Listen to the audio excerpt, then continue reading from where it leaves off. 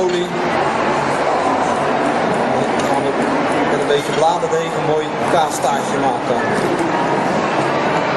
Ringetjes van ongeveer 1,5 centimeter. Mooie ringen snijden. Tot hier. Dus komt de zand erin. Olijfolie. Die leggen we netjes in de pan.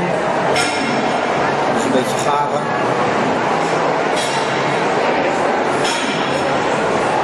Zo. Hier in de pan. De soep wordt ook wel lekker.